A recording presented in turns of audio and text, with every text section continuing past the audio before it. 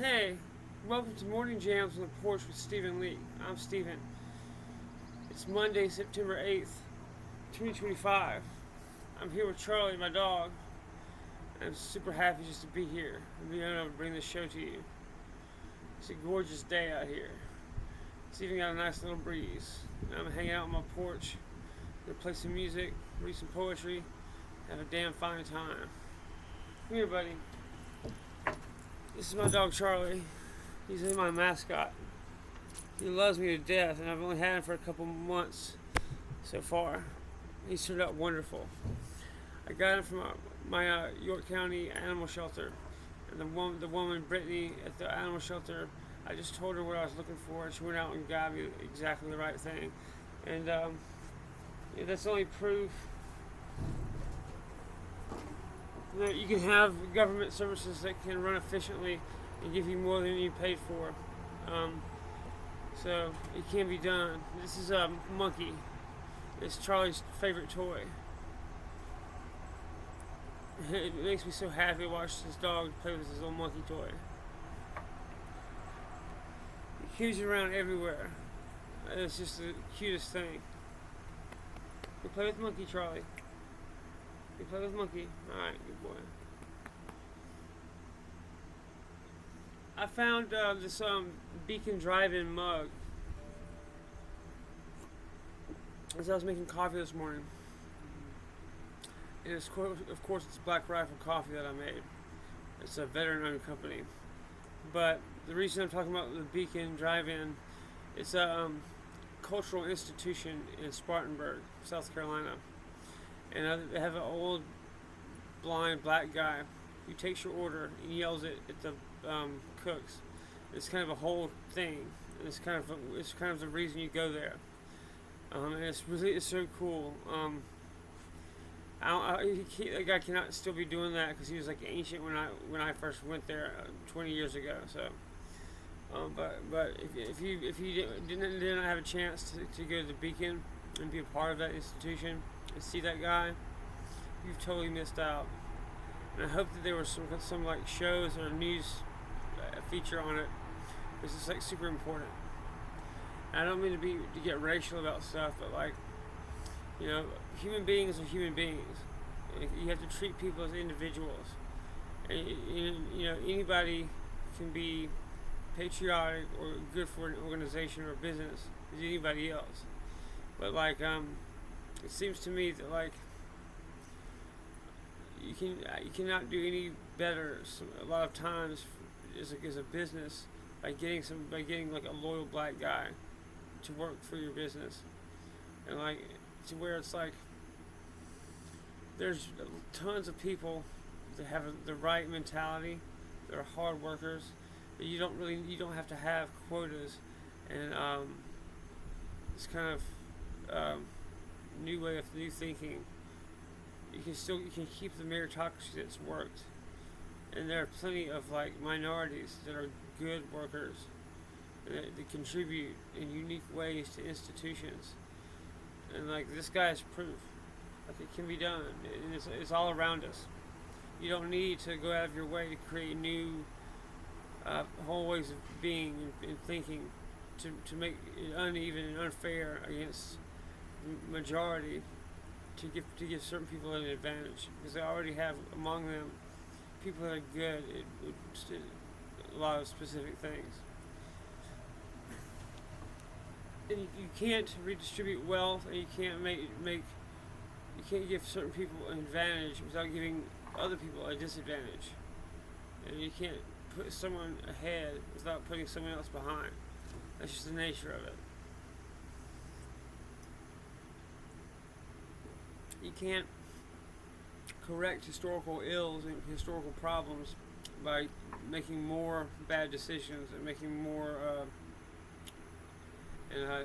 discriminating against whites, or anybody for that matter. Two wrongs don't make a right. It only compounds the problem.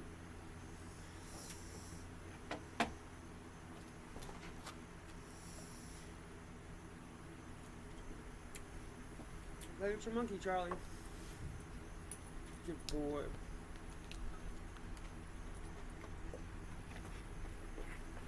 I've always said the best way to go about navigating race relations and all that kind of stuff is you just treat individuals as individuals. Talk to somebody like you would talk to your best friend or whoever, like it's an individual person. No single person should carry the weight of their entire bloodline and like all their, the historical ills of their civilization on their shoulders. Like these people are not Jesus.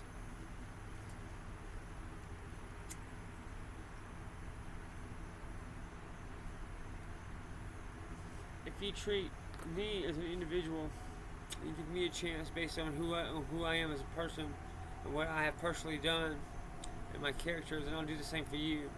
And that's how we have previously built our civilization. It's worked out pretty well. But we need to stop tinkering with communism. Okay. This song is called Spring. Sit down, Charlie. I wrote it for my little baby niece, Daphne, when she was born this past March.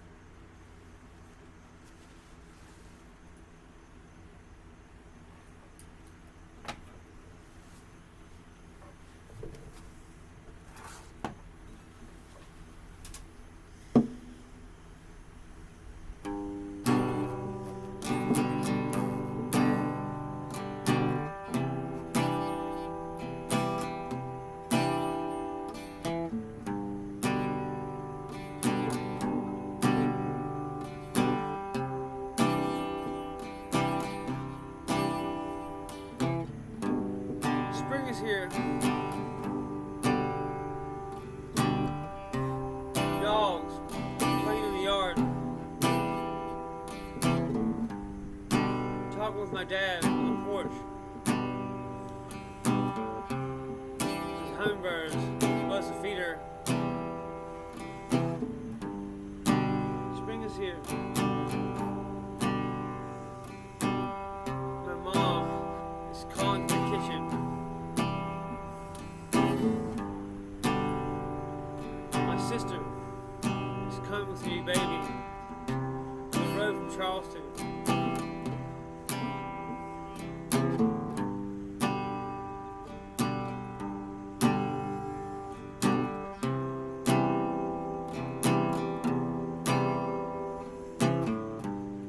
Spring is here. Kids playing baseball at dusk. We still have so much to look forward to. New beginnings, new life. I thank God I'm alive to see it.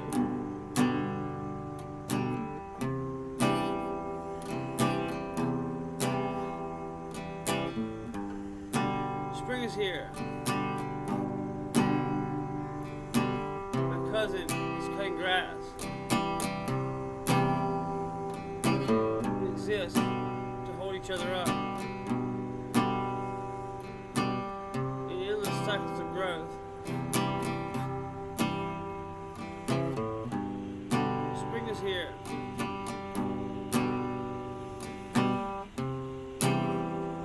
Dogs playing in the yard.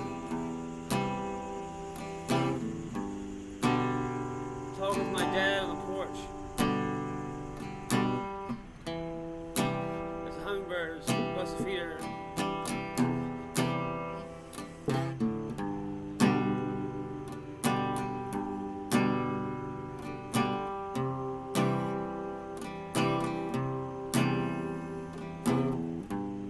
Spring is here. My mom calls from the kitchen.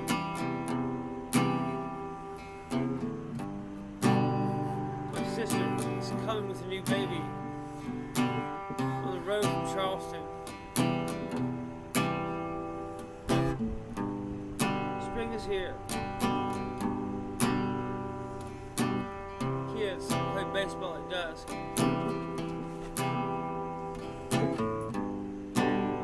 We still have so much to look forward to.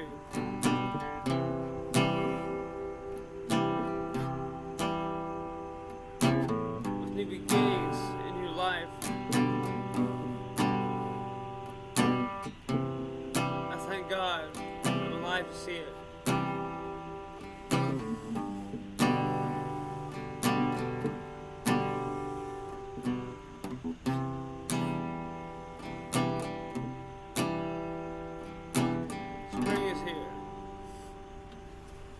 Thanks, y'all.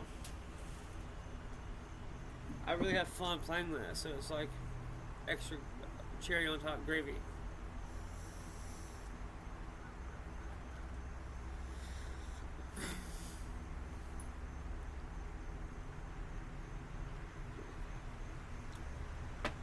Come here, Charlie. Come here, buddy.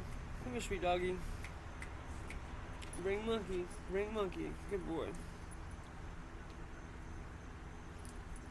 I took Charlie to the clinic this morning, and then we got coffee.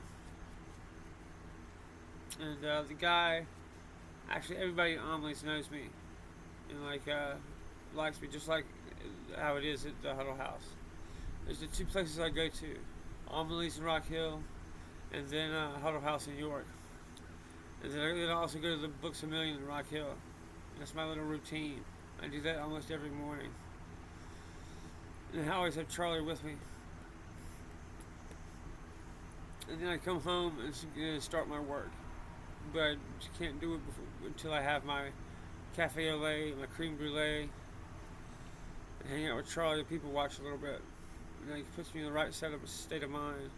And I usually take the time to do social media and stuff while it's people watching on the sidewalk. Then I come home and I'm ready. I'm in the mood and focused, and I can get work done. Right now, what I'm focusing on right now is I'm helping my dad put out his photography book, because he doesn't yet have one. It's more important. Come here, Charlie. It's more important for me to help him with that, because it is actually part of my business with Monarch Literary to publish good artists. My dad is such a good photographer in his own right that he's earned it. He earns it, and I need to work on that with him right now. And that's kind of what I'm doing. So I'm going to be researching the market for photography books, doing a bunch of doing more work on how to market it and build an audience for my dad on social media. And I'm going to be working on that. But I'm also going to be doing what I'm already do with my website and everything. And it's just be one more thing to add to the projects we're doing. But in a couple of days, I'm going to get a website specifically for my dad's work. He used to have one called Leake Images, but he let it expire. And he puts most of his stuff on Instagram now, which is fine. But I always said he needed a dedicated website for just his work, and I'm gonna make it for him if he doesn't or can't for whatever reason do it himself. You see, my dad is better at computers than I am. He's kind of a genius at that kind of stuff, but he's self-taught like I am. It seems to me like the most creative and original thinkers are actually all self-taught, autodidact, or whatever we would say that is. I get that 100% from my dad. I get his artistic sensibility and his kind of DIY mindset. But then I also have my mother's athleticism and sports mind.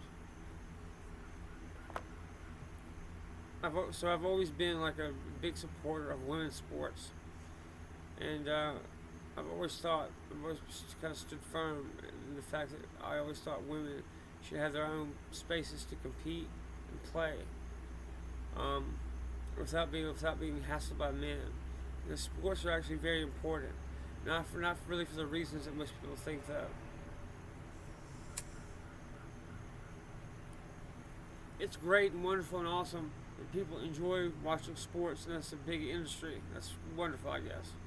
But it's more, but if you actually play sports, if you're actually good at sports and you've done it yourself, you understand like why it's important, because it develops in kids for whenever you start playing, like a certain kind of mindset and a certain skill set to which it helps you later in life in many different aspects of whatever you do for work and however you go about living your life.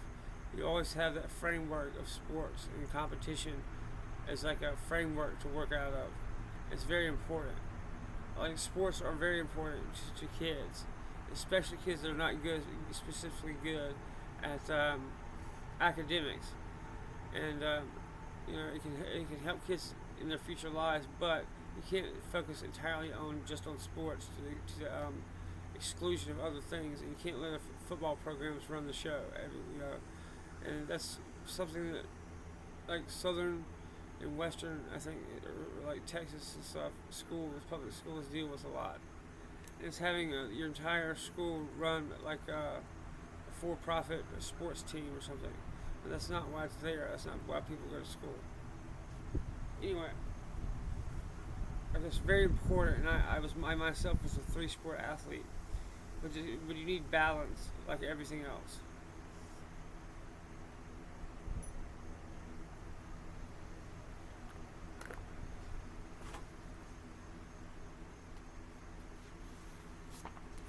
I got my family copies of my poetry book, Lights of the Pines, for Christmas this past year. This coming Christmas, my new poetry collection, Truth is Power, is going to come out, as well as my vinyl album, Truth is Power / Love Kills. And it's going to be Christmas 2025 also. I'm getting everybody in my immediate family a copy of both.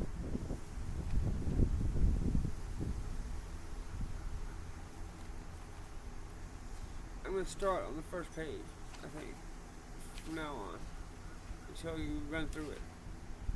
Shoplifting at Walmart. I don't think this world is real, so I drift through the motions, waiting for my real life to begin. Still, I must be next to a woman in natural light. We have the same nightmare. The society unwinds. Uneasiness. Gray clouds, still water. I always saw you as a manifestation of God's art.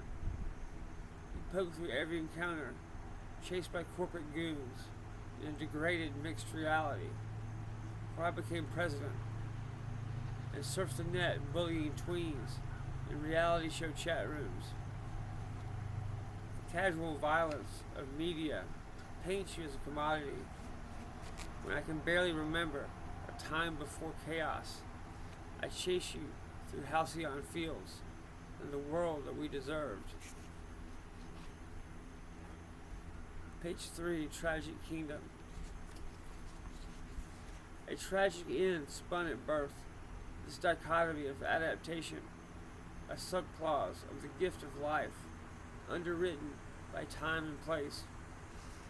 The seraphim of man's creation, frail girls in unimpressive nightgowns, turned slim-fast deltas, veterans of 20 years, dragging drunk husbands up to bed, hanging laundry by night, exhumed by Oprah each day, after the soporifics pushed by Cosmo and a secret cigarette. Where are these so savagely taken, bound in plain sight by $1 billion racket? This veil, pursuit of wealth and perfection, draped over young eyes, sequestered as years of tears passed with no kiss, forgotten as the lull of disappointment feeds Novocaine to a sheltered soul, a psychologically profiled execution, though no witness can attest to the pains of an innocence never lost. Flogged by anonymity and accepted fate, awaiting resurrection, until her Savior breathes life into that soul, and finally the kiss. A love buzz, never ceding, only reciprocated by whiskey-stained sex, in that sanctuary, cleaned by 5, devoting a life of housework to a common sociopath. But God, I love her so. Page 5, The Awakening. These are old. The first few poems in this collection are pretty old. The Awakening. We haven't showered in days. Ashtrays and beer cans fill up the living room, the wake of our binge on the lamb. Jonesing in this agonizing lust for vivacity, repressed by irony of consequence, with each revolution of the ceiling fan, another moment of ecstasy lost to all, but imagination and dreams. Hell-bent to squander what little remains, of a catatonic despondency, once again immersed, wallowing in that bordello, a comfortably numb daydream of what should have been, our retribution, nullified on the whim of nature, a callous gavel hog-tying the future, condemned to linger in the sun-bleached slums with the memory of those who've carried on. Even in our seedy bed, that bastard hope still nags, steadily dripping, calling us to arms each night. The midnight pang in our stomachs sparks our revolt, to tip the cold equilibrium into a flailing frenzy of movement and noise, flipping the table, a roulette of detail. One more. Page 7, RX Queen. This is actually one of my most popular songs. RX Queen. Oh sweet nothing. Her legs against mine. Skinny dipping in cool Caribbean water. Standing still as the breakers fall upon us. As we, the sole players on this carousel, grasp each other as if the tide will run off with our souls. Under a smiling peach moon, the blessing, our moment of reverie and repose. How the icy waters, shivering our skin, rise and fall like the waves. We bathe in salty water set free, as rising undulations obscure that glimmering oracle for a moment of weightless bliss, then back again in its sight. Our baptism, emigres of the last remnant of hope, deserters of an army of martial law. We escape.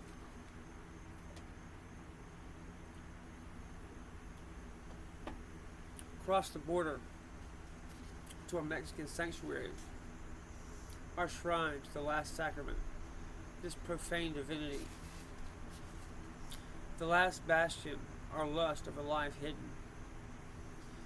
We take our communion of Oxycontin and absinthe and pray to our angels of mercy, two begotten of race of exile, sharing in their teary eyes of a joy known to no other.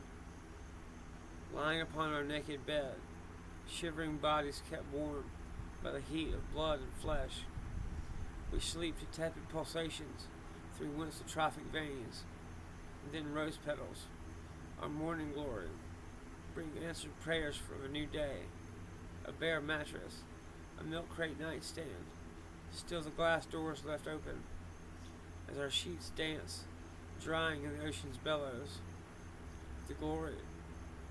We alone enrapture ourselves in a soft morning glow of porcelain curves, gentle brush of hair, my eyes close. I support the nape of her neck as a newborn's, the small of her back, my savior. Morning showers of a desperate hotel, lukewarm hints of rebirth each morning, brings a heavy smile, annihilating the pangs of withdrawal as my eyes open in cold water of the sink. I gaze in the mirror, lost in my own eyes, sustenance for the day ahead, as I'm assured by the God within that life will appear again in the night. After a mid-morning run to the pharmacia, we may return to that glimpse of virginity, only after it's sold each day for $50 and a ride back to our lotuses.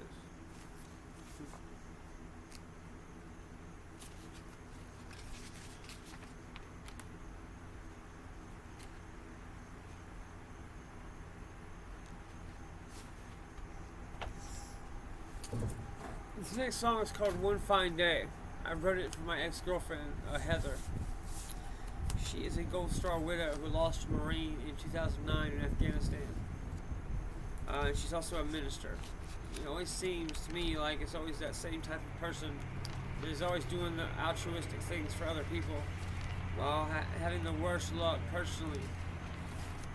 It never gets much for themselves. If she makes it through, I really hope that we'll get a chance to return to that relationship.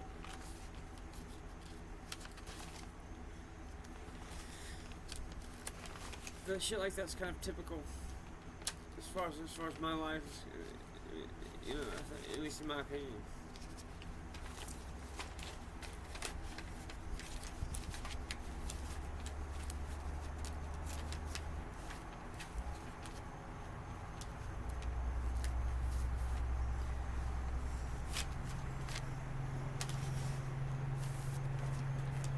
It's called One Fine Day.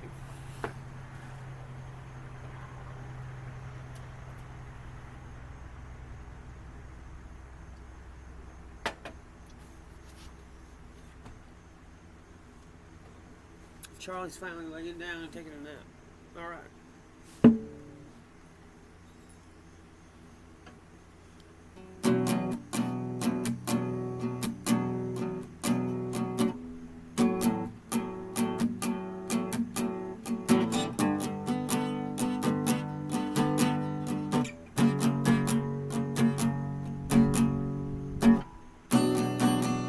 When you hear this song,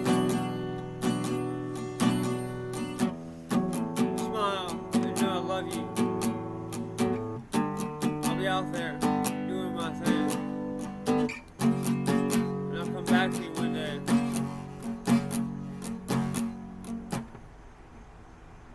I know it hurts, but try to smile through it.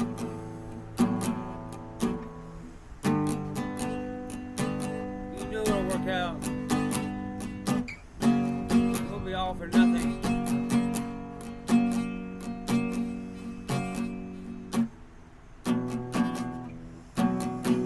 We found each other.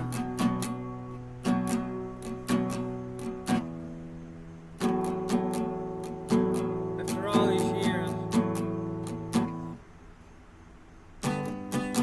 you'll heal and be happy. And we'll see each other again.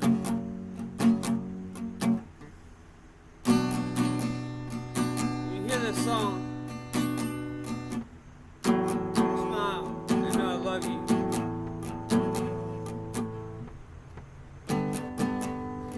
I'll be out there doing my thing. I'll come back for you one day.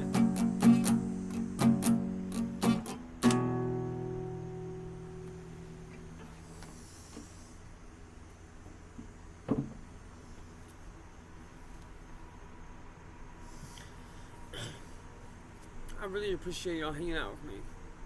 It's really a privilege for me to be able to just do and record videos like this every day on my front porch. And I never really anticipated like people to like this, to like what I do. I just did it because it was fun. You know, I got to create like things and explore my own personality, my own interests, and I got to be creative and make up like a whole new shows and programs and stuff while exploring who I am as a person and things like that. So it's a privilege to get to do this. Anybody, you know, before I would make a penny, I'm already happy, right? And I get to like hang out with my dog, write music, learn and take guitar lessons. And like I can write that off as a business. It's a business expense because it is. And it's like it's what I make money off of doing for a living.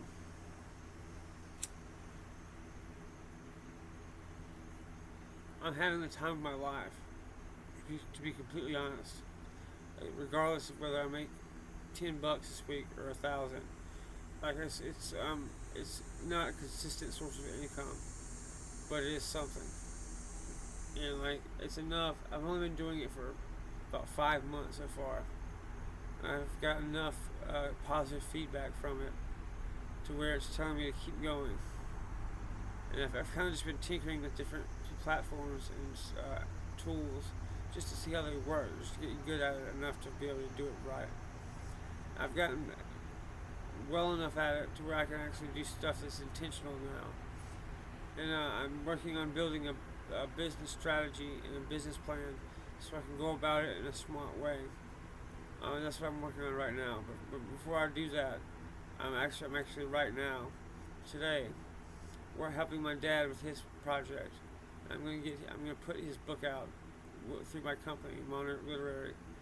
Um, that's my main focus right now, because I'm still in my 30s, and I've done so much and accomplished so many goals already that I need to help my dad.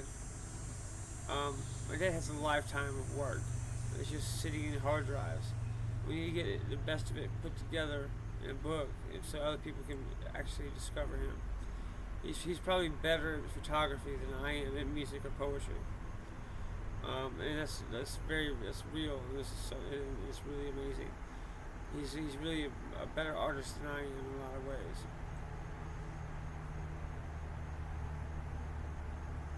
And that's what I'm going to be doing. I still have my websites: Monarch Sovereign Systems, Monarch Literary, MonarchUrbanWare.com, APAC, AEIPAC.org, StephenLeake.com, StephenLeakeMusic.com, and MusingsOfACigaretteSmokingMan.com. My radio station, my internet radio station, is up and live on StephenLeake.com, which you can stream directly from my website. My podcast you can also stream from my website, and it's up and live at StephenLeake.com. Again, I have my internet store, my t-shirt store, where I design my own stuff and make my own stuff, is up at MonarchUrbanWare.com. And just about everything that I want is up and running at this point. I'm still working on building a mobile app. But instead of like paying somebody else to do something for me for like $100, I'm coding it myself. And I'm taking that, using that experience to start a software company. It's a subsidiary of Monarch.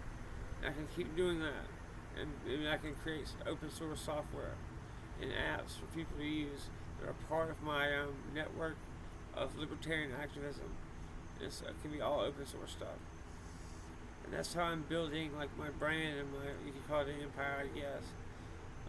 Trying to like win basically through art and free speech and stuff like that. And you just have to learn how to think and learn how to think critically. And you can apply the same skills to all different kinds of art forms and mediums. It's really interesting. Anyway, thanks for hanging out with me today. It's been wonderful. It's been fun. And I really appreciate that you take the time to listen to what I have to say. Keep fighting the good fight. I'm Stephen Leake, and we're going to win.